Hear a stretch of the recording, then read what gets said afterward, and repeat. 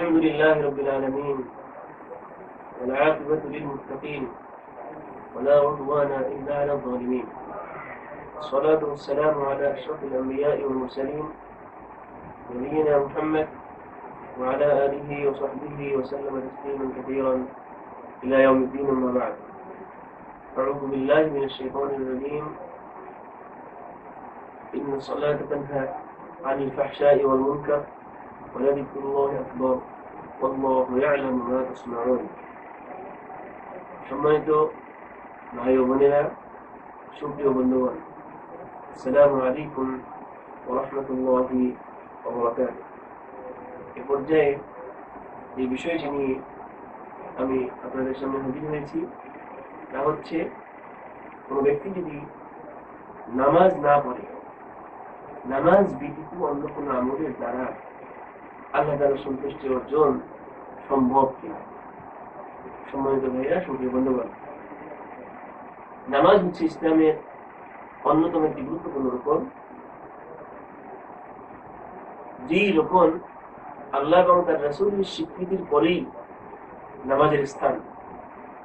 কোরআন এবং সুন্নাহর দলিলের আলোকে কোনো ব্যক্তি যদি ইচ্ছা করে নামাজ ছেড়ে দেয়, তার হুকুম মুহাক্কিক ওলামাদের মতে সেই ব্যক্তি মুসলমান থাকে না, সে কাফের হয়ে যায়। এবারে স্পষ্ট হাদিস এবং কোরআন কারীমের আয়াত রয়েছে। আল্লাহ তাআলা কোরআন কারীমে বলেছেন, ফাইন তাবু আকামুস সালাতা ওয়া আতাউজ যাকাত ফাইখওয়ানুকুম ফিদ-দীন। যদি তারা তওবা করে এবং নামাজ পড়ে তাহলে তারা তোমাদের দ্বীনি ভাই। অন্য এক আল্লাহ তাআলা বলেছেন, ফাইন তাবু আকামুস সালাতা ওয়া আতাউজ যাকাত ফাখুল্লু সাবিলাহুম। যদি তারা তওবা করে এবং নামাজ পড়ে তাহলে তাদের পথ ছেড়ে দাও, তাদের বিরুদ্ধে চলবে না। আর প্রথম আয়াতে বলছেন, তারা তোমাদের ভাই। এর মানে কি? যদি নামাজ না পড়ে তাহলে তারা তোমাদের ভাই নয়। আর এই আয়াতের মানে কি? যদি তারা নামাজ না পড়ে তাহলে তাদের সাথে যুদ্ধ চলবে। এর মানে কি? সে মুসলমান নয়। আল্লাহ রাসূল সাল্লাল্লাহু আলাইহি ওয়াসাল্লাম সহিহ হাদিস, আল্লাহ রাসূল সাল্লাল্লাহু আলাইহি ওয়াসাল্লাম বলেছেন, মান তারাকা সালাতা মুতাআম্মিদান ফাকাদ কাফারা। যে ব্যক্তি ইচ্ছা করে নামাজ ছেড়ে দেবে সে কুফরি করবে। অন্য হাদিসে বলেছেন, আল আহদুল্লাযী বাইনানা ওয়া বাইনাহুম আস-সালাত ফামান তারাকাহা ফাকাদ কাফারা। আমাদের মাঝে কাফের ঈমানের মাঝে পার্থক্য হচ্ছে নামাজ। সুতরাং যে ব্যক্তি উহা ছেড়ে দিল সে কুফরি করল।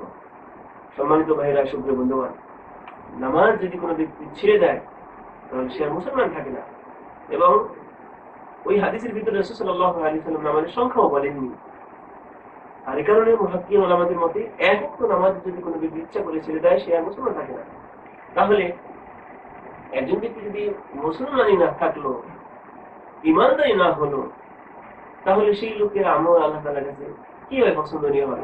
অথবা নামাজ ব্যতীত আল্লাহর সন্তুষ্টি কিভাবে অর্জন করবে? সেই ব্যক্তি তো মুসলমানই নয়, সেই ব্যক্তি তো ইমানদারি নয়। তাহলে একজন বেঈমান, একজন কাফিরের যে হুকুম, এই বেনামাজির হুকুম একই। বেনামাজির হুকুম একই। কাফির বেঈমানদের কোনো আমল আল্লাহ তাআলার কাছে গ্রহণযোগ্য নয়। রব্বুল আলামিন বলেছেন, ওয়াকাদিমনা ইলা মা আমিলু মিন আমালিন ফাজআলনাহু হাবাআন মানথুরা।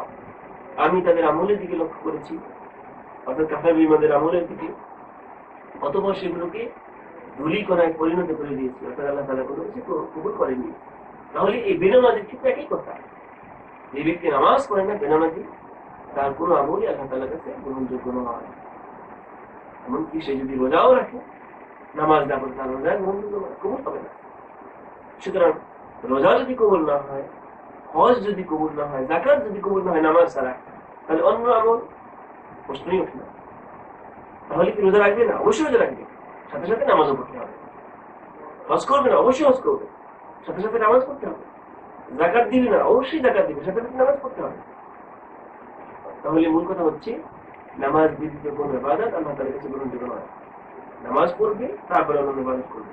আসুন আমরা নামাজের গুরুত্ব বোঝার চেষ্টা করি, নামাজের গুরুত্ব বুঝি, নিয়মিত নামাজ পড়ে আল্লাহ তাআলার খাঁটি বান্দা হওয়ার চেষ্টা করি। রব্বুল আলামিন আমাদেরকে সেই তৌফিক দান করুন। আল্লাহ তাআলা আমাদের সকলকে খাঁটি মুসলমান, খাঁটি নামাজি হিসেবে কবুল করুন। আমিন। ওয়া মা তাওফীকি ইল্লা বিল্লাহ। সাল্লাল্লাহু আলা নাবিয়িনা মুহাম্মদ ওয়া আলা আলিহি ওয়া সাহবিহি ওয়া সাল্লামা তাসলিমান কাসীরা। আসসালামু আলাইকুম ওয়া রাহমাতুল্লাহি ওয়া বারাকাতুহু।